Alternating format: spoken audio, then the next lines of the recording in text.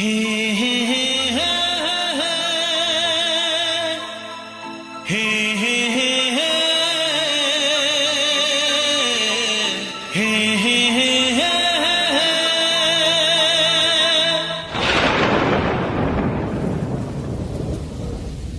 बरसात के दिन आए, मुलाकात के दिन आए।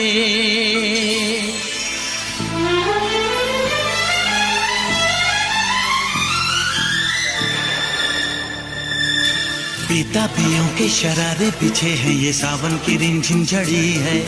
कदम बेखुदी में बहकने लगे हैं, ये मदहोशियों की घड़ी है।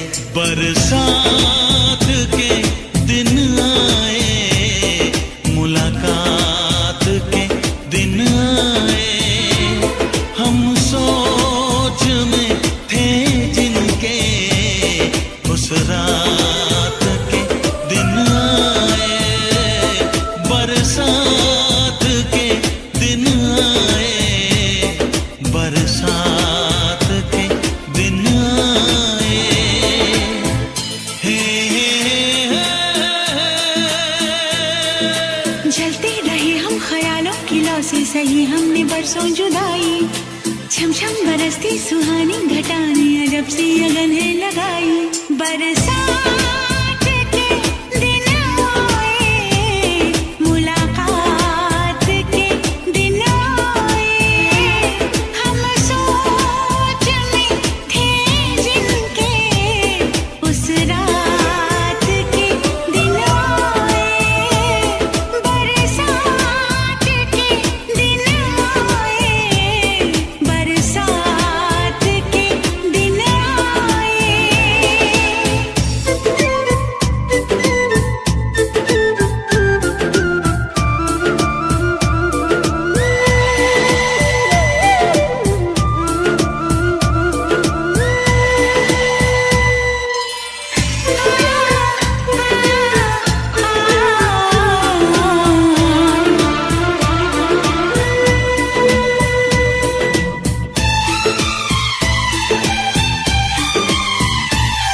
ना तुम होश में हो, ना हम होश में हैं। बहक जाए ना तुम, संभालो हमें। गुजारिश यही है तमन्नाओं की, सनम बाजुओं में उठा लो हमें। जज्बात के दिन आए, मुलाकात के दिन आए। हम सोच में थे जिनके, उस रात के दिन आए। बरसात के दिन आए, बरसात के दिन आए।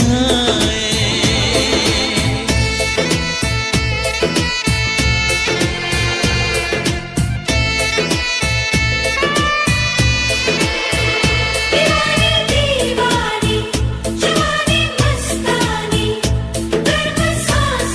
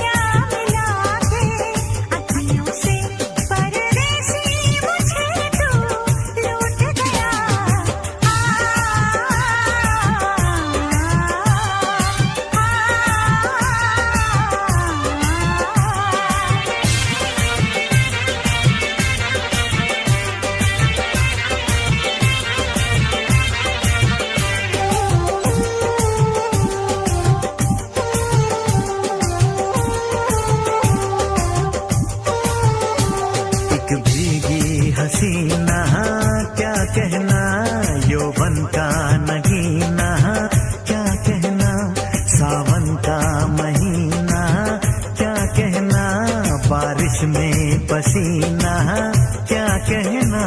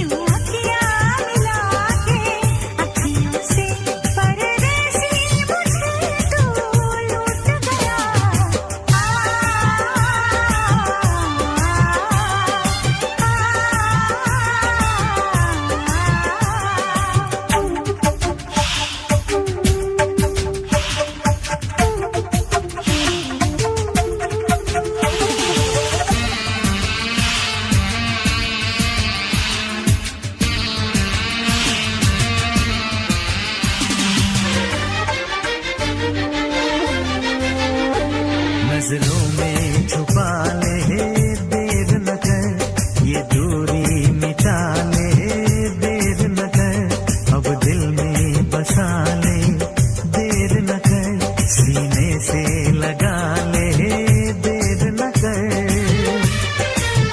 बड़ी बेचैन हूँ मेरी जान में कल परसों से, था मुझे इंतजार इस दिन का बरसों से। अगर रोकेगा तो मैं हद से गुजर जाऊंगी, और तड़पाएगा दिलदार तो मर जाऊंगी।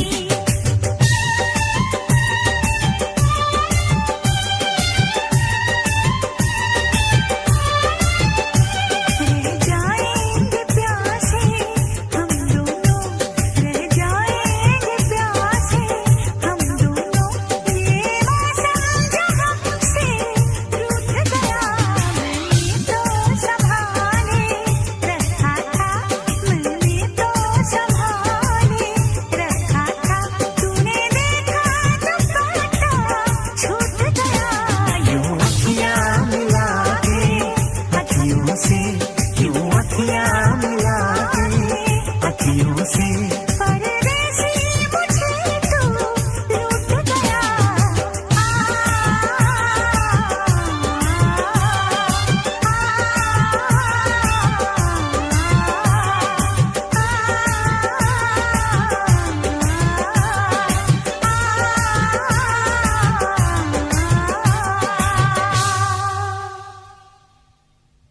यूं अखियां मिला के अखियों से, परदेसी मुझे तू लूट गया।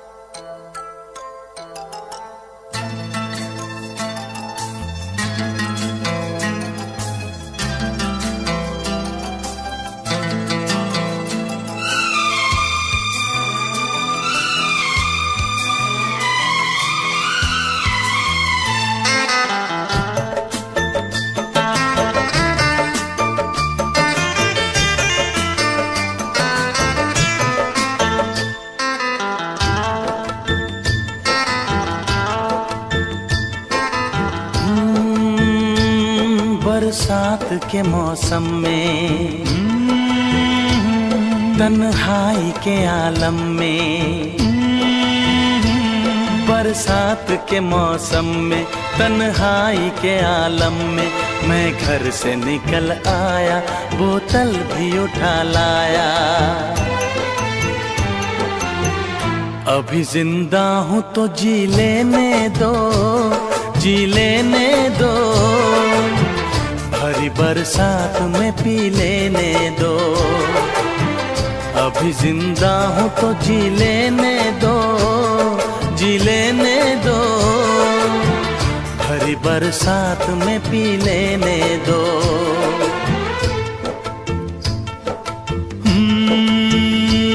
बरसात के मौसम में तन्हाई के आलम में, बरसात के मौसम में तन्हाई के आलम में मैं घर से निकल आया, बोतल भी उठा लाया। अभी जिंदा हूँ तो जी लेने दो, जी लेने दो, भरी बरसात में पी लेने दो। अभी जिंदा हूँ तो जी लेने दो, जी लेने दो, भरी बरसात में पी लेने दो।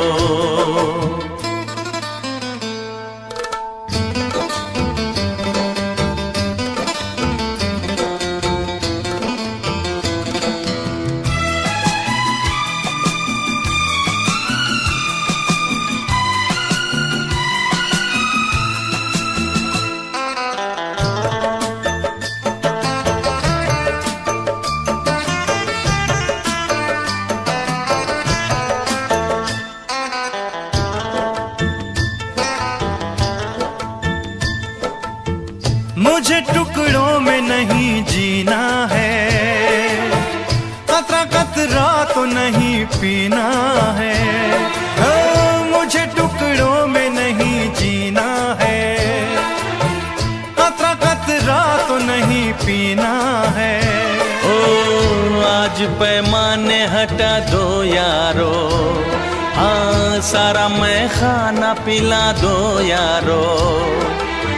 मैं कदों में तो पिया करता हूँ, मैं कदों में तो पिया करता हूँ। चलती राहों में भी पी लेने दो। अभी जिंदा हूँ तो जी लेने दो, जी लेने दो, भरी बरसात में पी लेने दो।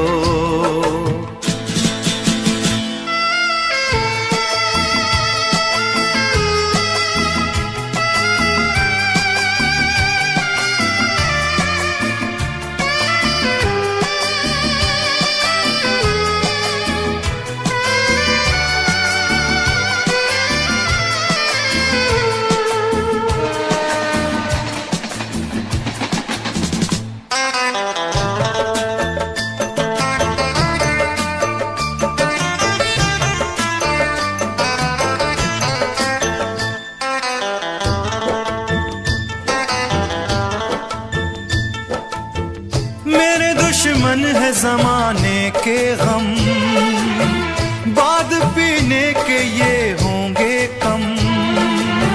मेरे दुश्मन है जमाने के गम, बाद पीने के ये होंगे कम। ओ जुल्म दुनिया के न सह पाऊंगा, बिन पिए आज न रह पाऊंगा। मुझे हालात से टकराना है, मुझे हालात से टकराना है। ऐसे हालात में पी लेने दो। अभी जिंदा हूँ तो जी लेने दो, जी लेने दो, भरी बरसात में पी लेने दो।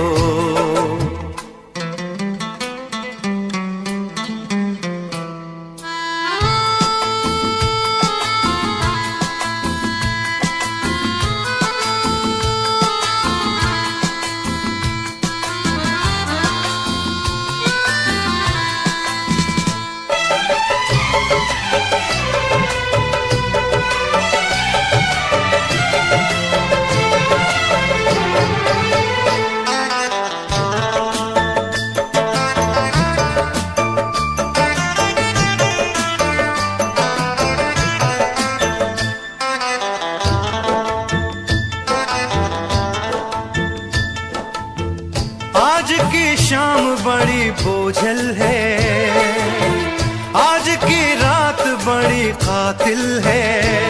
ओ आज की शाम बड़ी बोझल है, आज की रात बड़ी कातिल है। ओ आज की शाम ढलेगी कैसे, आज की रात कटेगी कैसे। आग से आग बुझेगी दिल की, आग से आग बुझेगी दिल की। मुझे ये आग भी पी लेने दो, अभी जिंदा हूँ तो जी लेने दो, जी लेने दो। भरी बरसात में पी लेने दो।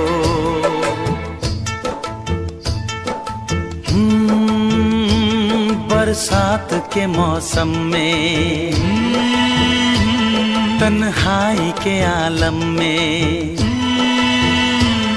बरसात के मौसम में, तन्हाई के आलम में, मैं घर से निकल आया, बोतल भी उठा लाया। अभी जिंदा हूँ तो जी लेने दो, जी लेने दो। भरी बरसात में पी लेने दो। अभी जिंदा हूँ तो जी लेने दो, जी लेने दो। भरी बरसात में पी लेने दो। अभी जिंदा हूँ तो जी लेने दो, जी लेने दो। भरी बरसात में पी लेने दो। अभी जिंदा हूँ तो जी लेने दो, जी लेने दो। भरी बरसात में पी लेने दो।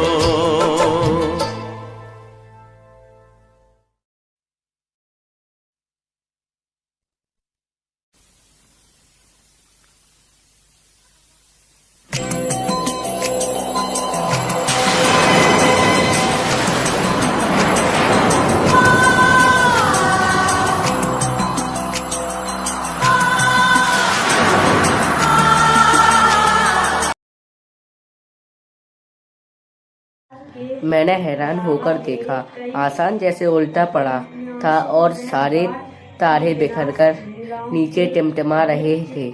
दूर ढलान लेती तराई पर सितारों के गुच्छे रोशनियां की एक झालर सी बना रहे थे। एक था वह रात में जगमगाता गैंगटॉक शहर था। इतिहास और वर्तमान के संधि स्थल पर खड़ा मेहनतकश बादशाहों का वह एक ऐसा शहर था जिसका सब कुछ सुंदर था, सुबह शाम रात। और वह रहस्यमयी सितारों भरी रात मुझमें सम्मोहन जगा रही थी। कुछ इस कदर की उन जादू भरे क्षणों में मेरा सब कुछ स्थगित था, अर्थहीन था। मेरी चेतना, मेरा आसपास, मेरे भीतर बाहर सिर्फ शून्य था और थी अंतर्दृष्टियात में डूबी रोशनी की वह जादुई झालर। धीरे धीरे एक उजास उस शून्य से फूटने लगा। एक प्रार्थना होठों को छूने लगी। साना साना हाथ जोड़ी गर्दहू प्रार्थना हारमो जीवन त्रमो कौशली छोटे छोटे हाथ जोड़कर प्रार्थना कर रही हूँ कि मेरा सारा जीवन अच्छाइयों को समर्पित हो।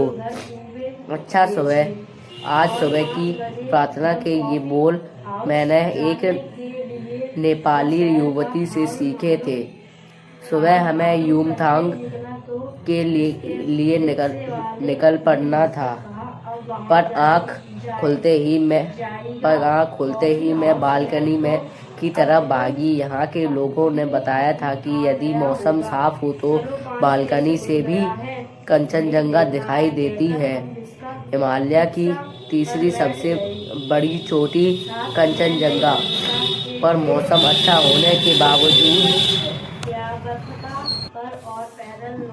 होने के बावजूद आसमान हल्के हल्के बादलों से ढका था। पिछले वर्ष की ही तरह इस बार भी बादलों के कपाट ठाकुर जी के कपाट की तरह बंद ही रहे। कंचनजंगा न दिखनी थी न दिखी, पर सामने ही रकम रकम के रंग बिरंगे इतने सारे फूल दिखाई पड़े कि लगा फूलों के बाग में आ गई हूँ।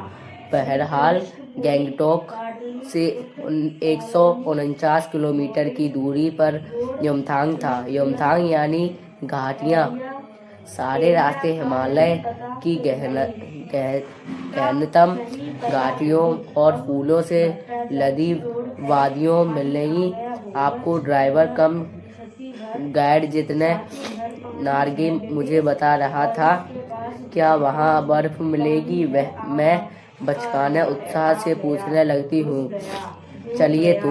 जगह जगह गदराए पाइन और धोपी के खूबसूरत नुकीले पेड़ों का जायजा लेते हुए हम पहाड़ी रास्तों पर आगे बढ़ने लगे कि एक जगह दिखाई दी एक कतार में लगी सफेद सफेद बौद्ध पताकाएं किसी ध्वज की तरह लहराती, शांति और अहिंसा की प्रतीक ये पताकाएं जिन पर मंत्र लिखे हुए थे। नार्गे ने बताया, यहाँ बुद्ध की बड़ी मान्यता है। जब भी किसी बुद्धिस्ट की मृत्यु होती है, उसकी आत्मा की शांति के लिए शहर से दूर किसी भी पवित्र स्थान पर 108 श्वेत पताकाएं फहरा दी जाती हैं। नहीं, इन्हें उतारा नहीं जाता है। ये धीरे धीरे अपने आप ही नष्ट हो जाती हैं। कई बार किसी नए कार्य की शुरुआत में भी ये पताकाएं लगा दी जाती हैं, पर वे रंगीन होती हैं। नार्गे बोलता जा रहा था कि और मेरी नज़र उसकी जीप में लगी दलाई लामा की तस्वीर पर टिकी हुई थी। कई दुकानों पर भी मैंने दलाई लामा की ऐसी ही तस्वीर देखी थी। हिचकोले खाती हमारी जीप थोड़ी और आगे बढ़ी, अपनी लुभावनी हंसी बिखरते हुए जितने बताने लगा। इस जगह का नाम है कविलोंग स्टॉक। यहाँ गाइड फिल्म की शूटिंग हुई है। तिब्बत के चीज के बसम ने लेप्चाओं के सोमने से कुंजतेग के साथ संधि पत्र पर यही हस्ताक्षर किए थे। एक पत्थर यहाँ स्मारक के रूप में भी है।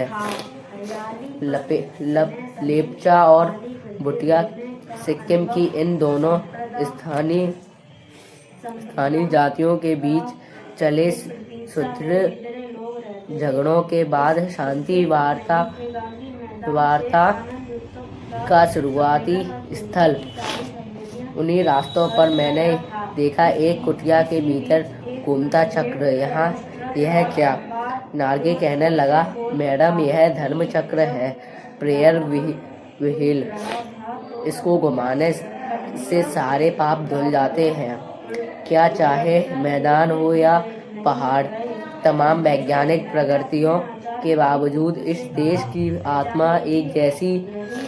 लोगों की आस्थाएं, विश्वास, अंधविश्वास, पाप पुण्य की अवधारणाएं और कल्पनाएं एक जैसी। रफ्ता रफ्ता हम ऊंचाई की ओर बढ़ने लगे। बाजार, लोग और बस्तियां पीछे छूटने लगे।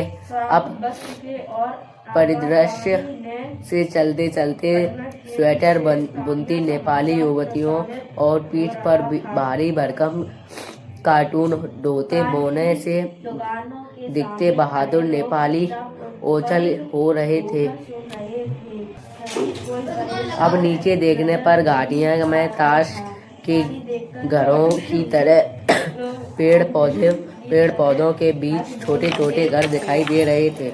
हिमालय भी अब छोटी छोटी पहाड़ियों के रूप में नई वर्ण अपने विराट रूप एवं वैभव के साथ सामने आने वाला था।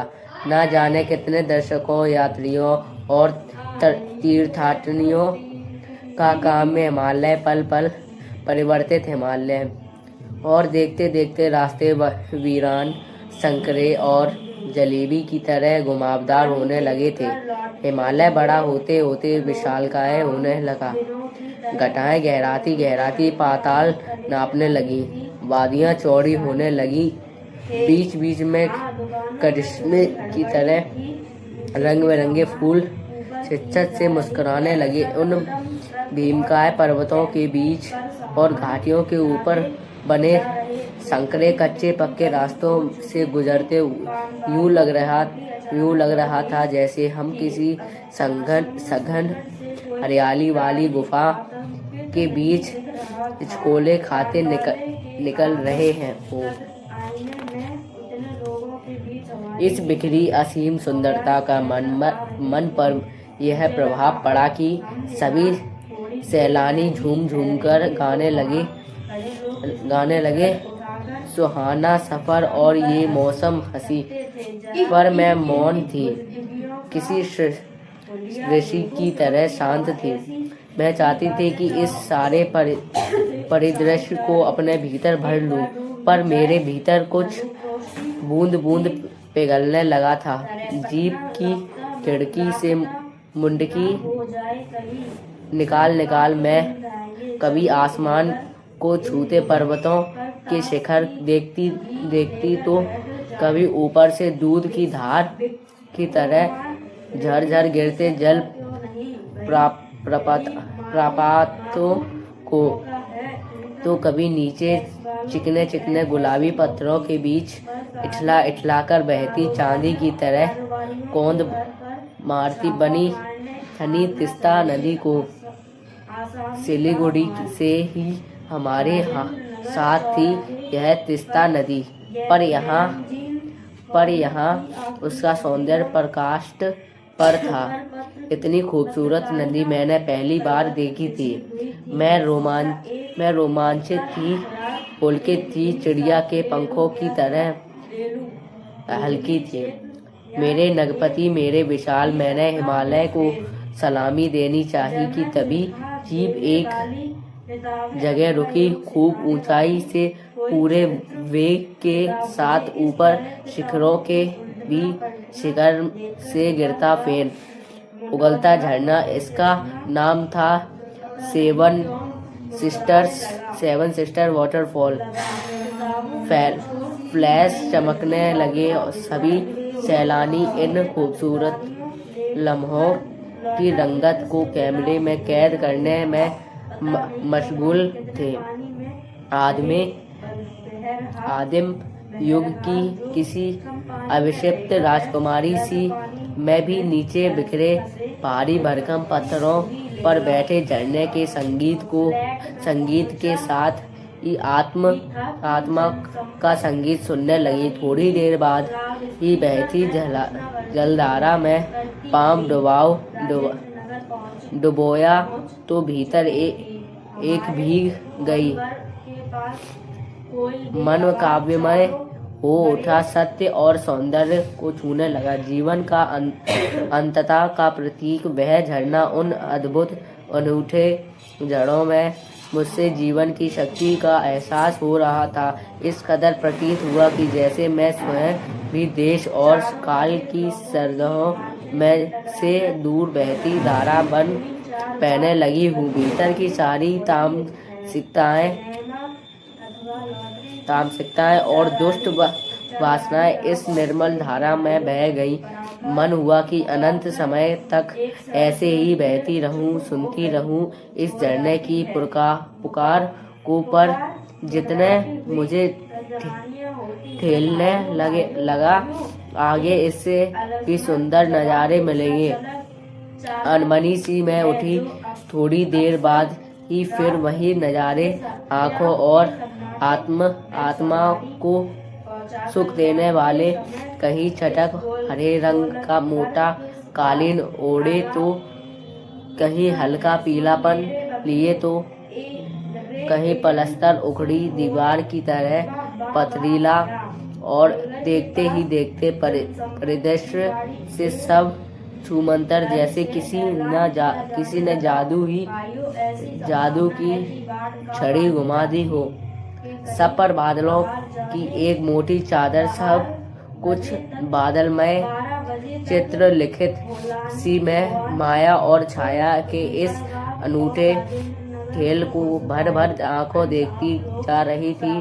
प्रकृति जैसे मुझे सयानी बनाने के लिए जीवन रहस्यों का उद्घाटन करने पर तुली हुई थी। धीरे धीरे धुंध की चादर थोड़ी छूटी।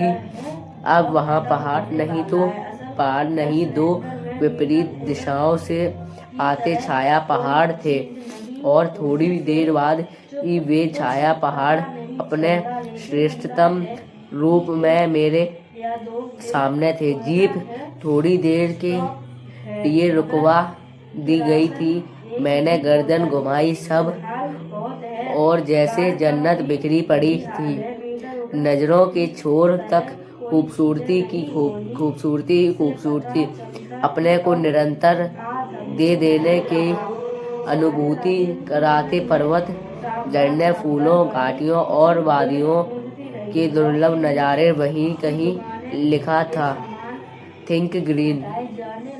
आश्चर्य परवल में ब्रह्मांड में कितना कुछ घटित हो रहा था। सतत प्रवाहमान झरने, नीचे वेग से बहती तीस्ता नदी, सामने उठती धुंध, ऊपर मंडराते आवारा बादल, मुदिम हवा में हिलोरे लेते प्रियोता और रोडोड्रेंडो के फूल, सब अपनी लय, तान और प्रवाह में बहते हुए चैरवेदी और समय के इसी सतत प्रवाह में तिनके सा बहता हमारा वजूद। पहली बार एहसास हुआ जीवन का आनंद है यही चलायमान सौंदर्य, संपूर्णता के उन क्षणों में मन इस बिखरे सौंदर्य से इस कदर एकात्म हो रहा था कि भीतर बाहर की रेखा मिट गई थी। आत्मा की सारी खिड़कियां खुलने लगी थी। मैं सचमुच ईश्वर के निकट थी। सुबह सीखी प्रार्थना फिर होठों को छूने लगी थी। साना हाथ जोड़ी कि तभी वह अंतरीय संसार खड़खड़ हो गया। वह महाभाव सूखी टहनी सा टूट गया। दरअसल मंत्रमुग्ध सी मैं तंद्रिल अवस्था में ही थोड़ी दूर तक निकल आई थी कि अचानक पांवों पर ब्रेक सी लगी, जैसे समाधिस्थ भाव में नृत्य करती किसी आत्मलीन नृत्यांगना के नपुर अचानक टूट गए हों। मैंने देखा इस अद्वितीय सौंदर्य में निरपेक्ष कुछ पहाड़ी औरतें पत्थरों पर बैठी पत्थर तोड़ रही थी। गूंथे आटे सी कोमल काया पर हाथों में कुदाल और हथौड़ी, कैया की पीठ पर बंधी डोको, बड़ी टोकरी में उनके बच्चे भी बंधे हुए थे। कुछ कुदाल को भरपूर ताकत के साथ जमीन पर मार रही थी। इतने स्वर्गीय सौंदर्य नहीं, नदी, फूलों, वादियों और झरनों के बीच भूख, मौत, दैन्य और जिंदा रहने की यह जंग, मातृत्व और श्रम साधन साथ साथ वहीं पर खड़े बिया। इतने स्वर्गीय सौंदर्य, नदी, फूलों, वादियों और झरनों के बीच भूख, मौत, दैन्य और जिंदा रहने की यह जंग, मातृत्व और श्रम साधना साथ साथ वहीं पर खड़े BRO बोर्ड रोड ऑर्गेनाइजेशन के एक कर्मचारी से पूछा मैंने, यह क्या हो रहा है? उसने चुहलबाजी के अंदाज में बताया, जिन रास्तों में से गुजरते हुए आप हिम शिखरों से टक्कर लेने जा रही हैं, उन्हीं रास्तों को ये पहाड़ें चौड़ा बना रही हैं। बड़ा खतरनाक कार्य होगा यह, मेरे मुंह से अकस्मात निकला। वह संजीदा हो गया, कहने लगा, पिछले महीने तो एक की जान भी चली गई थी। बड़ा दुस्साध्य कार्य है पहाड़ों पर रास्ता बनाना।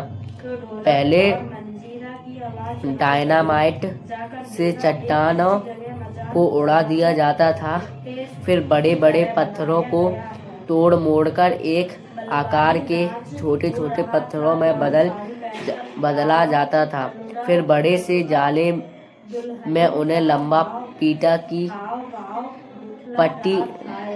पट्टी की तरह बिठाकर कटे रास्तों पर बाड़े की तरह लगाया जाता है।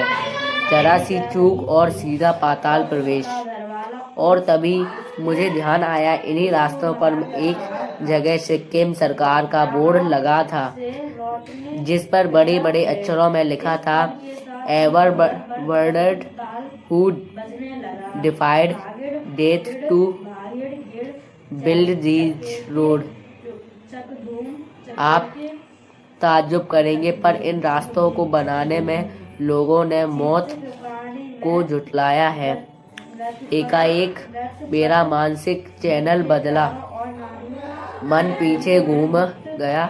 इसी प्रकार एक बार पलामू और गुमला के जंगलों में देखा था।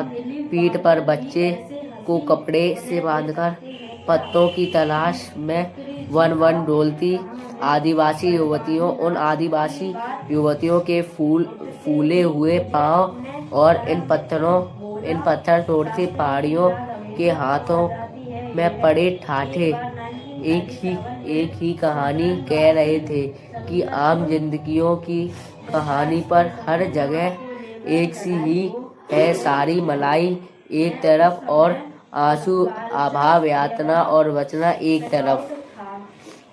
और तभी मेरी सहयात्री मड़ी और जितने मुझे खोजते खोजते वहां तक आ गए थे, मुझे गमगीन देख जितने कहने लगा, मैडम, ये मेरे देश की आम जनता है, इन्हें तो आप कहीं भी देख लेंगी। आप इन्हें नहीं, पहाड़ों की सुंदरता को देखिए, जिसके लिए आप इतने पैसे खर्च करके आई हैं। ये देश की आम जनता ही नहीं, जीवन के प्रति संतुलन भी है।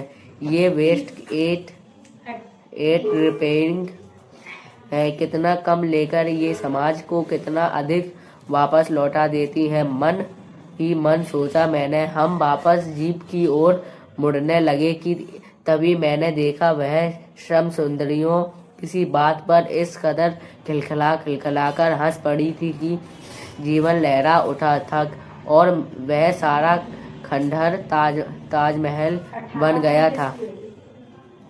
हम लगातार ऊंचाइयों पर चढ़ते जा रहे थे।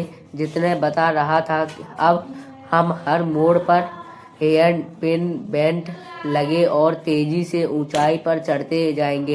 हेयर पिन बेंट के ठीक पहले एक पड़ाव पर देखा, 7-8 वर्ष की उम्र के ढेर सारे पहाड़ी बच्चे स्कूल से लौट रहे थे और हमसे लिफ्ट मांग रहे थे। जीतेन ने बताया, हर दिन 3-3.5 किलोमीटर की पहाड़ी चढ़ाई चढ़कर ये बच्चे स्कूल जाते हैं। क्या स्कूली बस नहीं? मड़ी के पूछने पर जीतेन हंस पड़ा, मैडम, यह मैदानी नहीं पहाड़ी इलाका है। मैदान की तरफ यहाँ कोई भी आपको चिकना बर्फीला नहीं मिलेगा। यहाँ जीवन कठोर है। नीचे तराई में ले देकर एक ही स्कूल है। दूर दूर से बच्चे उसी स्कूल में जाते हैं और सिर्फ पढ़ते ही नहीं हैं। इनमें से अधिकांश बच्चे शाम के समय अपनी माँओं के साथ मवेशियों को चराते हैं, पानी भरते हैं, जंगल से लकड़ियाँ के भारी भारी गट्ठर ढोते हैं। खुद मैंने भी ढोए थे। खतरा अब धीरे धीरे बढ़ने लगा था। रास्ते और भी संकरे होते जा रहे थे। कई बार लगता जैसे